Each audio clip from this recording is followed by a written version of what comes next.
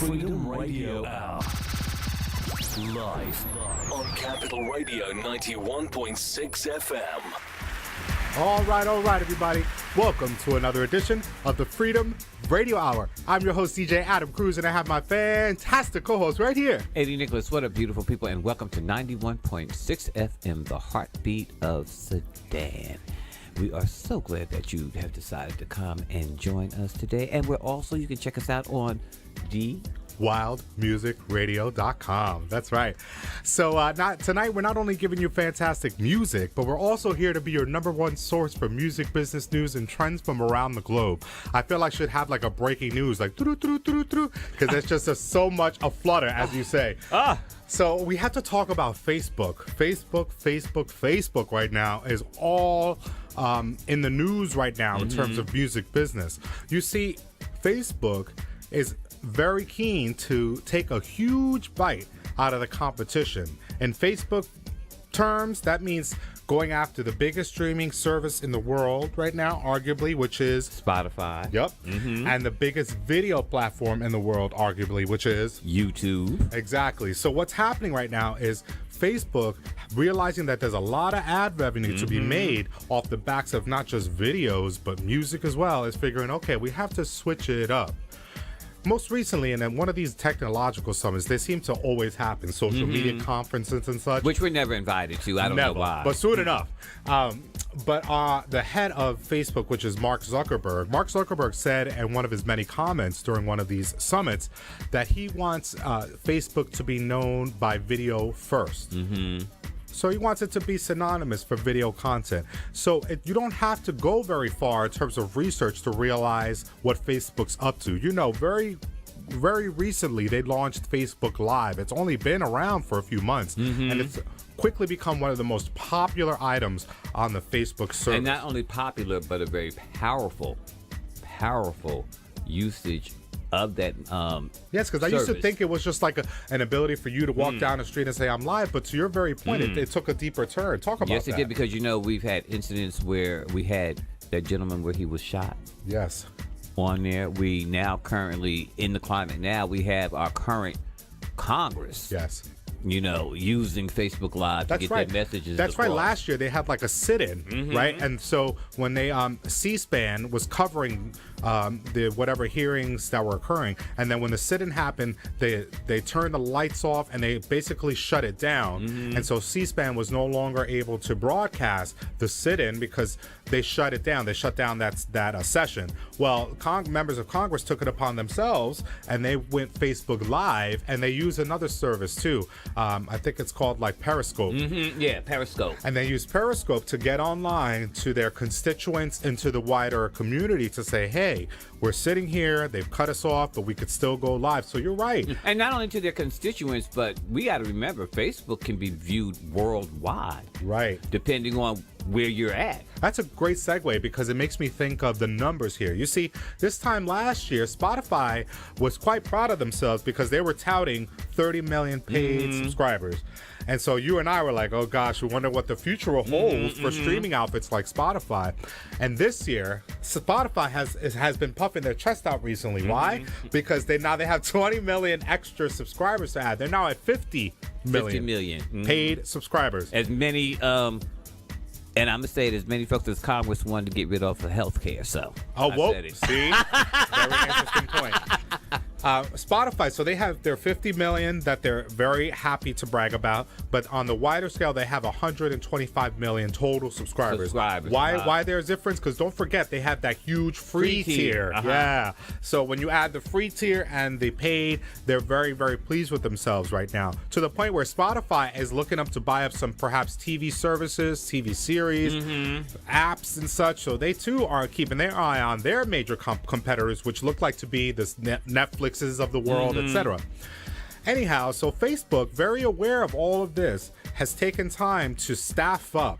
What they're doing is plucking talent from these various outfits. That one of the VPs at Netflix, They're creating divisions. Yeah, they're creating divisions where one's going to head up music licensing, so that tells you that they're interested in doing what YouTube does with their content ID system. You put up material that's copyright infringible, you could do a little notice and it comes right down. Facebook doesn't really have that system. Now they're trying to do that and create something that's more robust so that they could attract investors and labels alike to become earn profit. Yeah, so because Facebook already has a mechanism. If you post something up, it will tell you that you have violated a copyright, and it will remove the video for a time. Once you go back in and press something, it'll let you post it, but it lets you know that the artist will be able to see what you had posted. Right. Yeah, and I feel it's an interesting thing that this is but like they want to make money. Yes, I think I can't help but point out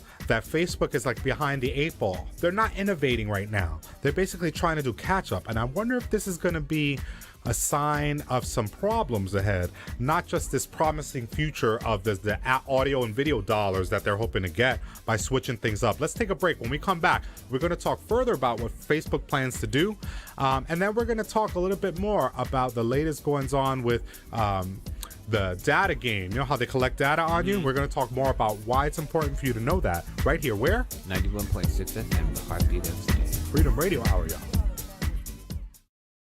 Freedom Radio Hour. Live on Capital Radio 91.6 FM. What up, beautiful people, and welcome back to 91.6 FM. I'm your co-host. I'm the wonderful and talented and crazy Mr. Eddie Nicholas. Thank you. Right here in the studio. And I have my co-partner in crime, the one and only Mr. Adam Cruz. Right here. And we're doing our thing. I hope you're enjoying the fantastic music you're hearing this episode, but also don't forget that we're here to be your number one source for music, business, news, and trends from around the globe. You're deep in the zone right now on the Freedom Radio Hour. We're live on Capital Radio 91.6 FM and on dwildmusicradio.com. You're right. That's a lot to remember. Yes, it is. I'm still trying to get it right. Yeah, but you get it right all the time. Anyway, last we were chatting. Yes, we were talking about Facebook. So, in short, Facebook is really eyeing their biggest competitions in music and in video, which is Spotify and YouTube. So Facebook has done a number of things, primarily, like we said before we broke, that they have staffed up. They're hiring senior VPs and talent all around the country to help them tackle music licensing, video platform setup, etc., etc.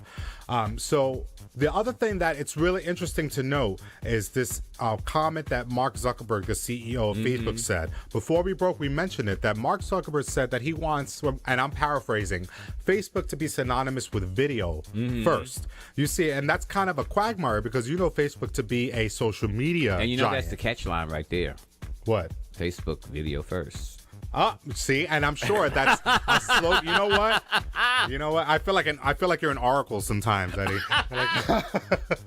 But anyhow, so it really, when you start to dig into the math, the numbers of subscribers and visitors on these various platforms, it starts to get a little bit scary. What do I mean? Well, you see, before we broke, we were talking about Spotify and their bragging and boasting that they're doing right now with their 50 million paid subscribers, right? And 125 million overall, right? So that includes the free, right? So what Facebook has been making sure that you are all aware of is that they get 1.86 billion subscribers per month. I think they passed the sale of, who sells all them hamburgers? Is it McDonald's? I thought it was White Castle. No, McDonald's. McDonald's. They sell billions of hamburgers. Well, then Mark Zuckerberg, he done caught up with the hamburger chains and their billion-dollar sales. Go ahead and finish. I feel like this.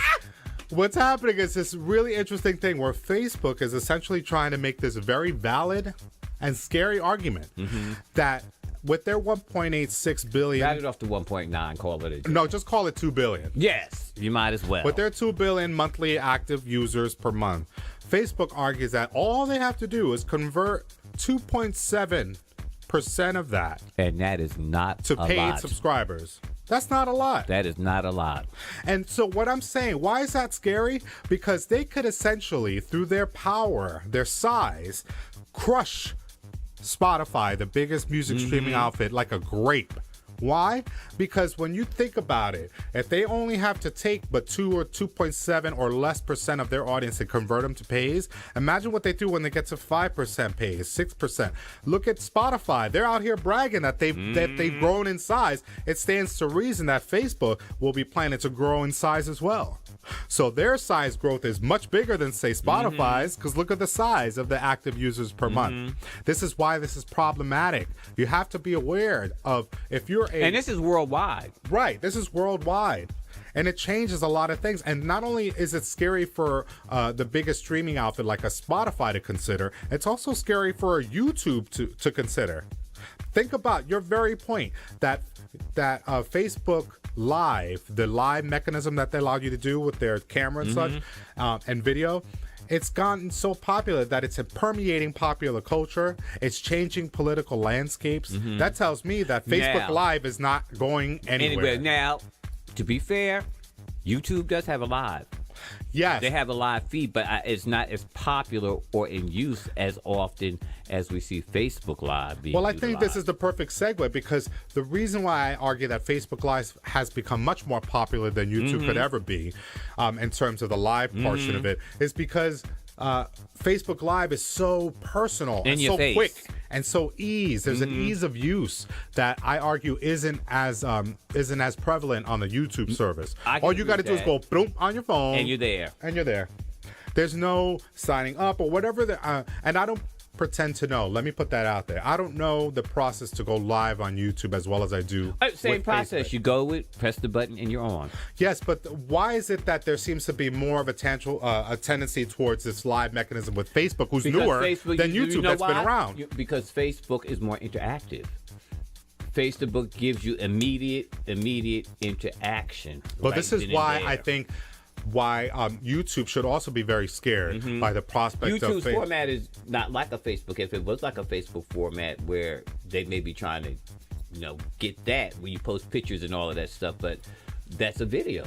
Well, I think this is a perfect discussion about why companies like a YouTube need to be scared of an outfit for like Facebook, because they do it all. They do it all, right? And we've been talking about the importance of over time. The future of our music game is going to be doing it all, getting it from one place, everything. Your shirt, your tour ticket, the music, the lyrics, all of it is going to be from right because here. Even when I do live, I do Facebook first, and then I load up to YouTube. You see? Let's take a break. When we come back, we're going to talk more about this ease of use and what it has to do with data collection. You should know about that. All right, 91.6 FM, the heartbeat of Savannah, DYMusicRadio.com. You got it.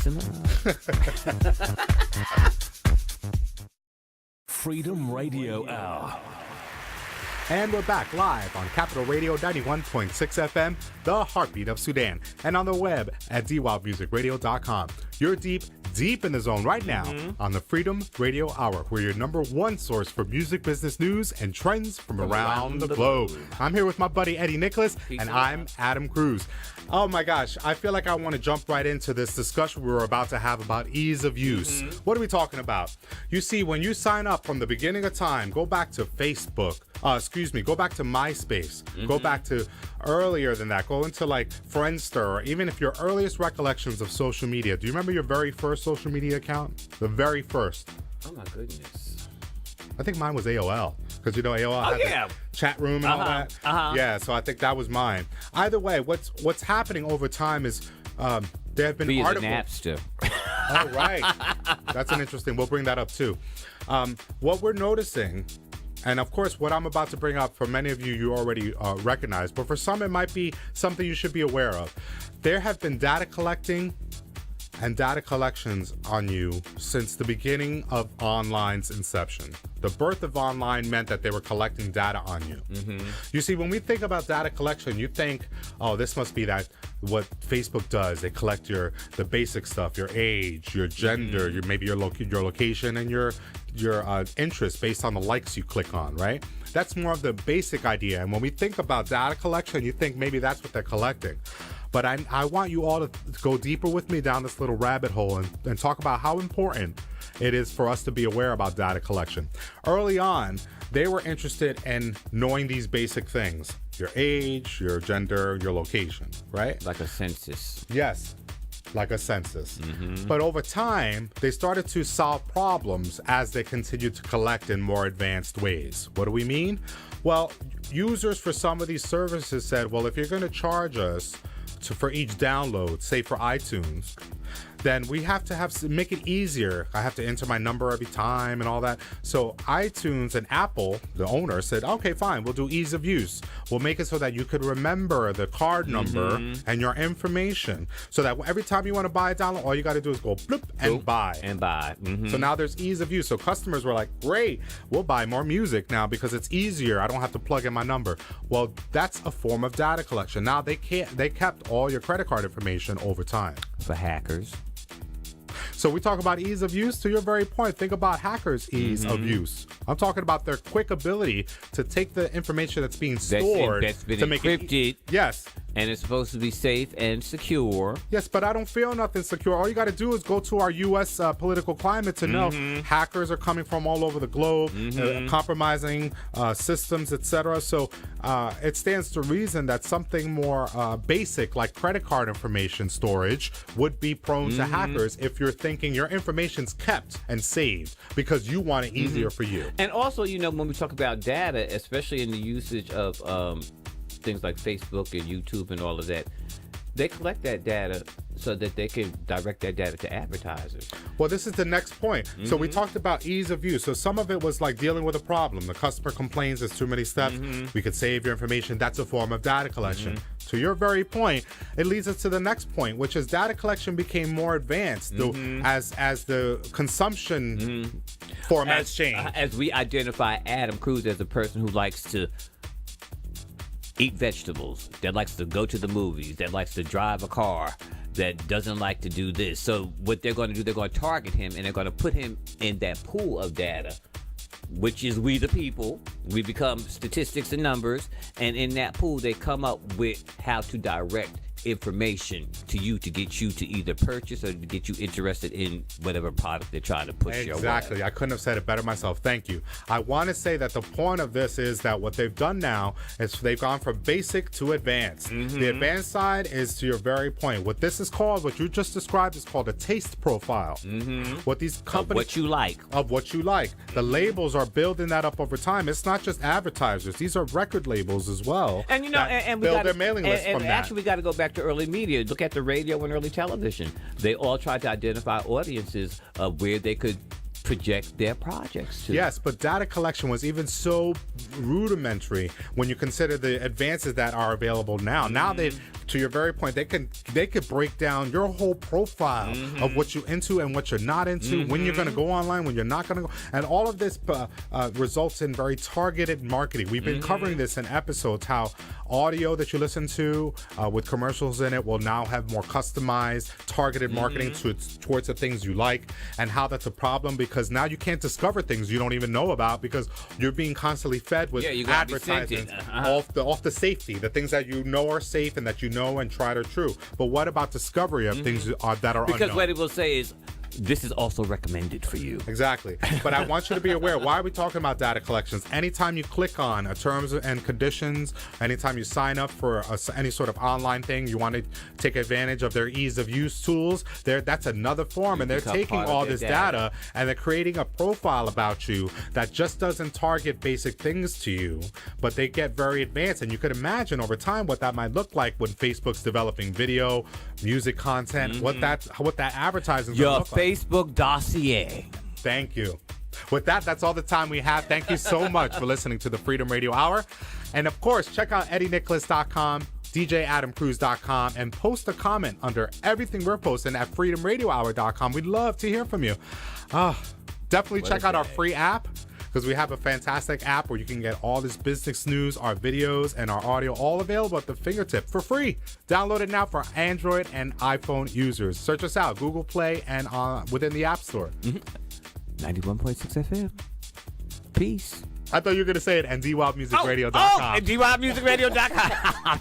Peace. Peace. See you next time. Thank you so much. Big shout out to all of our beautiful listeners out in Sudan and around the globe. We thank you so much. We see you coming through on Facebook and on social media, and we appreciate your likes and your comments. Keep listening. We'll keep giving you that good information. Peace. Peace and love.